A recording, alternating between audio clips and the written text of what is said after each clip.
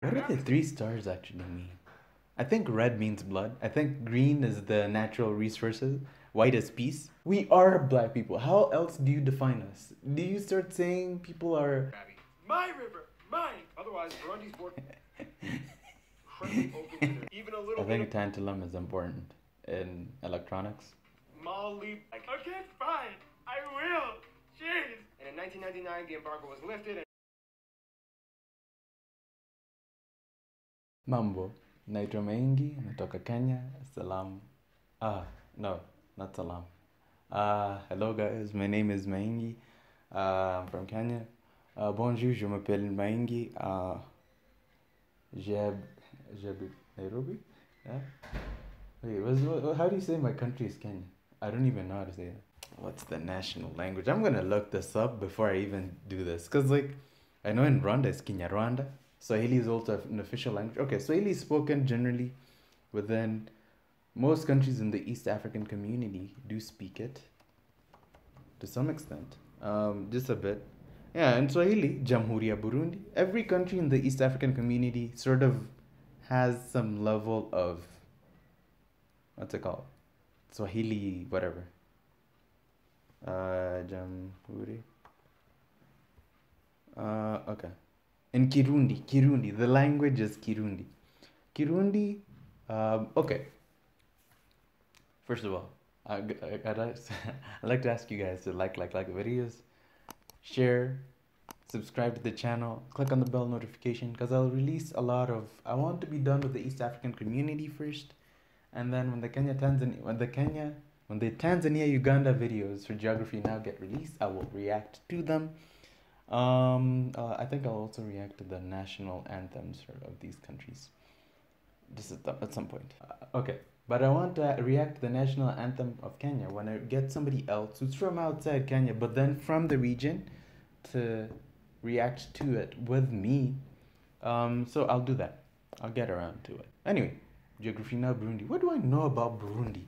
Burundi is a country in the East African community, Jumuiya ya Afrika Mashariki. The language spoken there, Kirundi, and then some French, and then some Swahili, just very little. I think Rwanda speaks more Swahili. Kenya, Tanzania the most. Kenya, Tanzania, the DRC the most. And then those other countries a bit less Swahili. Ooh, Uganda's adopted it in schools. It's one of the languages. You'll see it in currencies all over East Africa. But then Congolese Swahili is different from Kenya, Tanzanian Swahili, where Congolese Swahili uses more, I feel like it uses more Bantu words, and then it has a bit of a French flair in it. For example, 20 in Kenya, Tanzania Swahili, Shirini, which is derived from Arabic. And then in Congo, it's makumi mbili. Kumi is 10 in most Bantu languages. Anyway, moving on. The capital of Burundi is Gitega. I don't know when this video was made, probably the capital was still Bujumbura. Gitega is right in the center of the country. Yeah.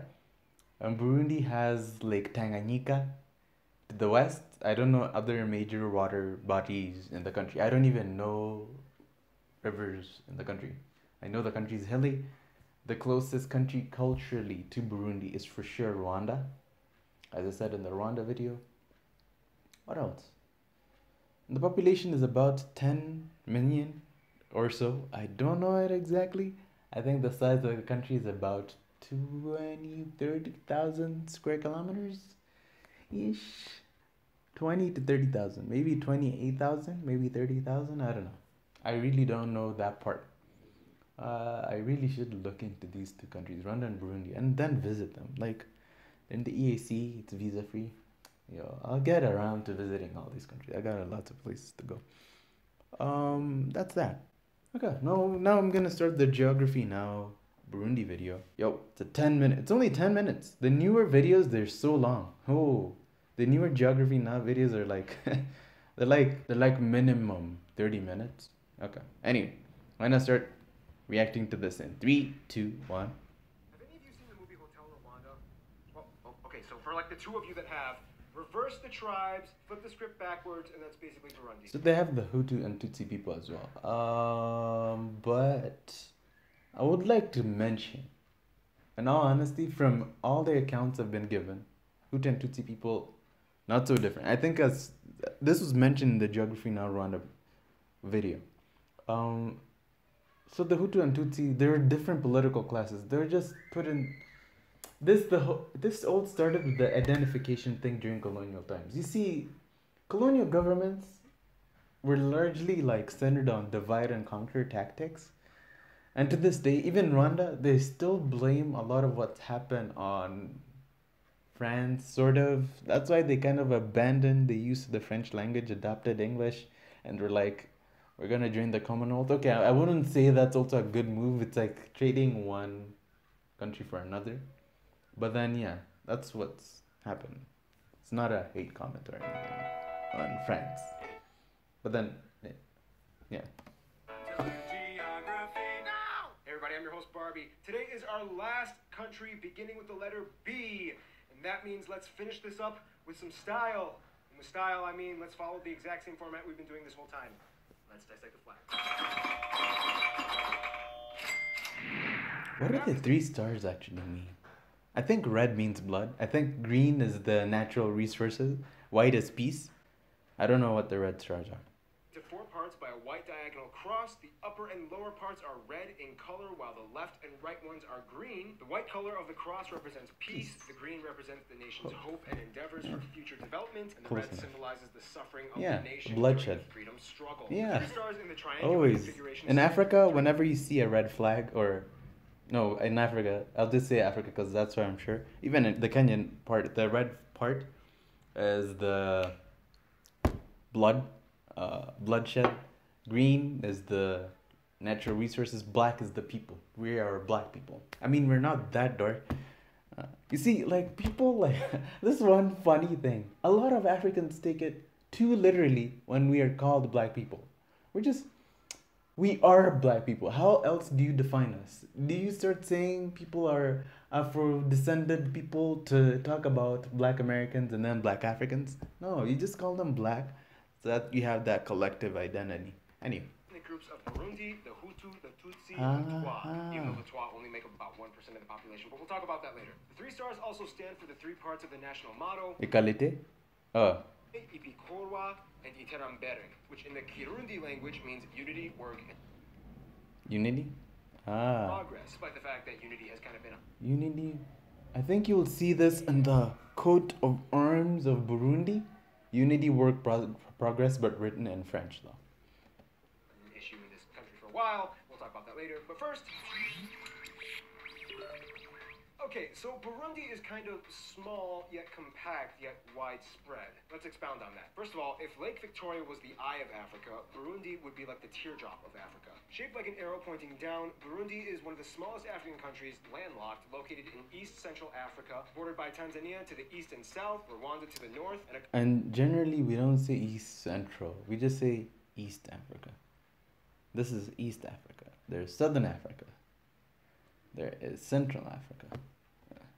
narrow slot with the Democratic Republic of Congo to the north. Oh yeah, it borders all those countries: Tanzania, DRC, Uganda. The remainder of the western part of the country is surrounded by Lake Tanganyika, which, by the way, used to be the former name of Tanzania. The country is divided into 18 provinces, each one named after the capital that resides in it, except for Bujumbura Rural, whose capital is Isale. Each province is also populated with a near proportionate ratio of residents, each one with about 500,000 residents. Yeah, Burundi did a real good job at spreading out. The capital is Bujumbura, located on the northwest coast of Lake Tanganyika, and a stone throw away from the Democratic Republic of Congo. It's kind of funny, though, because a lot of Burundi's borders, especially with Tanzania, are kind of like partial river borders, in which they touch a river, but then Burundi is like, I think I'll claim this nearby creek instead, and then connect right back to the river again. Or maybe Tanzania is just kind of grabby. My river! Mine! Otherwise, Burundi's border... incredibly open to their that part was funny. Oftentimes unmarked and virtually invisible, as it straddles farm fields and unified towns and communities that really don't care about distinguishing their nationalistic separations. Now, because like Burundi really, is so like small, I think even the whole thing with the EAC, if people had not made it too political, it would be one country by now. But then people make some of these things so have political. a wide web of road networks that Because think about the benefits. A bigger country, more people, more resources, more places to visit. throughout every corner of the country, many of which Google Maps does a horrible job at tracing and documenting. This makes them unique in that in Burundi, pretty much all of the country is accessible and navigable by road. Burundi is pretty straightforward in its domain, small and compact. I mean, there are roughly 5 times more people in Burundi than Botswana, and yet the country is 23 times smaller area-wise. After Rwanda, Burundi is the second most densely packed land country in Africa. This means Burundi actually has a lot more potential for dispersed cultivation, and let's talk about that in... When thinking about Burundi, you kind of have to picture something like a factory. Every area is used for something, and the entire thing is moving all at once. First of all, the country lies on the East African Rift, which includes the Kagera River, the most remote headstream and speculated source of the Nile River. Yep, it all starts here. The land mostly in the west and north is hilly and mountainous, and as you go to the east, the area kind of drops into a plateau. The majority of the land is used for pasture and agricultural production. Due to the high population density and yet the widespread dispersion of the people, deforestation has actually been a major issue, as only about 600 square kilometers of natural untouched forest remains in the country. All right, here's the thing. You know how in high school you had to learn the periodic table? Well, somewhere between the alkalis and the halogens, you came across that horrible mess of unrecalled metals consigned to oblivion. Well, Burundi has those elements. The country has quite a few known deposits of elements like vanadium, niobium, tantalum, and yes, even a little bit of... tantalum is important in electronics. Look, I try my best to pronounce location names, but when it comes to chemistry, I have no standards, people, okay? We don't have time to calculate the covalent bond electron sequences, okay? That is not my job. Look, chemistry is hard. Chemical engineering is even harder. Oh, crazy a bit. Oh my god. Okay, no. Go on with physical geography, but let's be honest, you pretty much know what I'm going to say. Cash crops like coffee and tea are grown, 60% agriculture, GDP, 90% subsistence farming dependent, yada, yada, yada. Let's just cut to the chase. The people of this country are really what define it, and let's talk about that. Okay, so here's where things are going to get a little crazy, because Burundi has kind of been in a little bit of a pickle for a while now. The country has a little over 10 million people, making Burundi one of the most densely populated countries in Africa. The majority of the population, about 83%, are from the Hutu tribe, and about 16% are from the Tutsi tribe. Pay attention, because soon we're going to explain how these two people groups, the Hutus and Tutsis, have greatly shaped and molded the political, social structure of this entire country, and not only that, but also areas around the region. Finally, you have a really small minority of people from the Twa tribe, whom are kind of regarded as the bush people, and a couple thousand whites and Asians living in the country to round things up. Okay, so in order to understand how Burundi functions, you kind of have to know 2 things. 1, who exactly are the Hutus and Tutsis, and 2, you have to know a little bit of history. I'll try to break it down in the fastest way I can, because if you're like me, you just want to get to the point. Hutus and Tutsis are basically indistinguishable from each other and came from the same people group. Many Burundians and Rwandans will tell you that the perpetuated stereotype is that Hutus are a little bit shorter and stockier with wider built bodies used for manual labor, while Tutsis are taller and leaner with svelte physiques used for adorning themselves with beautiful garbs of the high class. I don't want to say in the most extreme sense, think of Lord of the Rings, elves, and dwarves, but... yeah. The thing is, it all pretty much started with class and not ethnicity. Hundreds of years ago, anybody who pretty much built up wealth and status pretty much just automatically became a Tutsi, even if because if you will like look at the national languages as well, Kinyarwanda, Kirundi. Why is there no Kihutu, Kitutsi? Because the languages are indistinguishable because the people are the same. Tribe prior. It was pretty much just a social structure. Both Hutus and Tutsis speak relatively the same language. The only difference is that Rwandan Hutus and Tutsis may have a slightly different dialect, but it's totally mutually understandable. Essentially, after a short 20-year unsuccessful stint by the Germans, Burundi was under Belgian colonization, kind of. It was more like a king's land rather than a colony, until independence in 1962. Historically, the Hutus always had larger numbers and populace in Burundi. However, Tutsis retained most of the political dominance in the area, and it all had to do with the fact that the Tutsis had a kingdom. And when you have a kingdom, that means you have power! Belgians kind of catered to the local social structures and enabled the Tutsis to maintain their ruling influence. And you can probably guess what happens next in this scenario. Yeah, when colonizers leave their colonies, things get pretty crazy pretty fast. Power vacuum, and then there's that now identity. You've been told now this is your Hutu, your Tutsi, you're different Africans with the same characteristics and same language. Why? Anyway. This led to the Burundian genocide. I know, it did. I'm not going to get into too much detail, but essentially the quickest way I can put this, for 20 years it was the Tutsis pushing down the Hutus, then for about 10 years it was the Hutus pushing down the Tutsis, and then finally in 2005 it subsided. kind of, but then recently, yeah. Okay, let's move on. French and Kirundi are the official languages. However, English and Swahili are widely taught. Most citizens are polyglots with trilingual or quadrilingual capabilities, learning all 4 languages in elementary and middle school. Yeah. Like seriously, but then the East African community, that Swahili thing is really, really important. Especially like for a country like Burundi, which borders Tanzania, it's really important. Rwanda has adopted Swahili. Everybody. You gotta get them while they're young. Here's the thing. For the longest time, Burundi used to have a monarchy, and today still kind of does, even though most of the royal house is in exile. I mean, Princess Esther Kamatari ran for president in 2005, but it didn't quite fall through. And then you have the Hutu president, Pierre Nkurunziza. Okay, Nkurunziza passed away. It's now another guy. You kind of start seeing a pattern going on in Africa, and it kind of goes like this. Term 1, having fun. Term 2, watching you. Term 3, felony. Term 4, oh, you gonna get assassinated. Essentially, Nkurunziza just broke the constitution and went for a 3rd term, causing an uproar for both Hutus and Tutsis. This resulted in the exodus of over 100,000 Burundians, one of which helped me with this video. Thanks, Renavat! Speaking of helping people,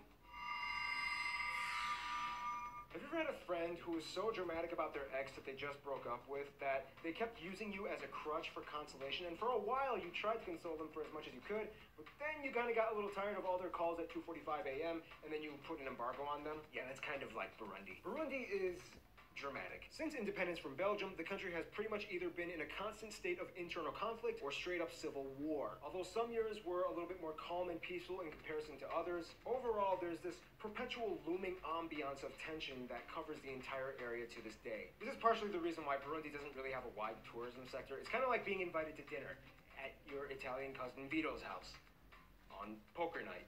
You know somebody's leaving in a body bag. And hey, I can say that because I'm part Italian, okay? And I'm pretty sure somewhere I have a cousin Vito. Burundi used to have pretty good relations with all of their neighbors, but after the whole civil war thing, hundreds of thousands of Burundians have fled the country all over the world, but most heavily in their immediate neighbors, and the most, over 300,000, in Tanzania. Now, if you don't know anything about Tanzania, Tanzania is kind of like the big, chill, happy-go-lucky uncle of Africa. They have over 120 tribes that they have more or less kind of successfully coalesced into a unified nation. That's kind of impressive. So when Burundians came over, Tanzania initially was like, yeah, no worries, we'll help. But then things got really messy. Burundian rebels used Tanzania and other states as bases for insurgent activities.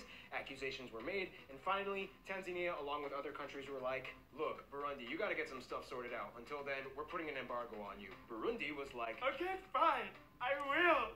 Jeez. And in 1999, the embargo was lifted and relations have gotten better, kind of. I don't know, well, whatever. Belgium, of course, has relatively good relations with Burundi, despite some unfavorable historical incidences that leave a sour taste in their mouths, but they've moved on. Belgium. Embassies exist in both nations. Numerous Burundians live abroad and are born in Belgium. Surprisingly, South Korea is a good friend.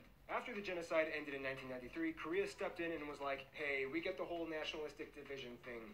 You want to hang out? And since then, they've developed good ties and relations. In terms of their best friend, however, most Burundians would probably say Rwanda.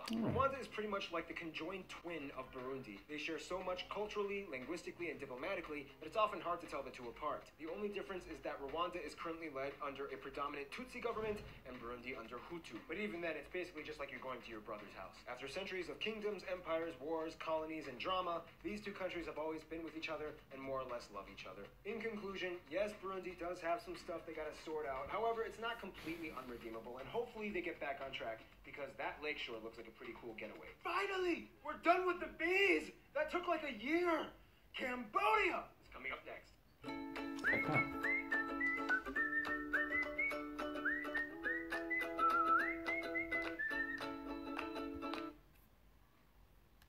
Okay, so that's that. That's the Geography Now Burundi video. That's me watching it. That's the reaction.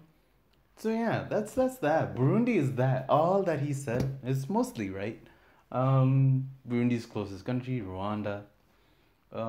We do get, I think we do get lots of Rwandans in Kenya, and some Burundians, but then more Rwandans. But then culturally, from what I've heard, they're not so different. Yeah. Yeah, and that's that. Kirundi, French, Kifaransa, English, Kiingereza, Swahili, Kiswahili, yeah. Those are the languages spoken. The people are Hutu, Tutsi, Twa. I didn't know that that's what the stars meant on the flag. So I've learned at least a bit in this video. Okay. Asanteni sana. See you guys later.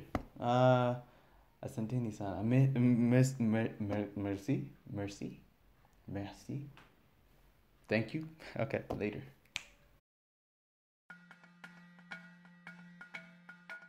I think red means blood. I think green is the natural resources. Okay, that is not my job. Look, Yo, chemistry is hard. Chemical engineering is even harder. Now, identity. You've been told now this is your Hutu, your Tutsi. Rwanda.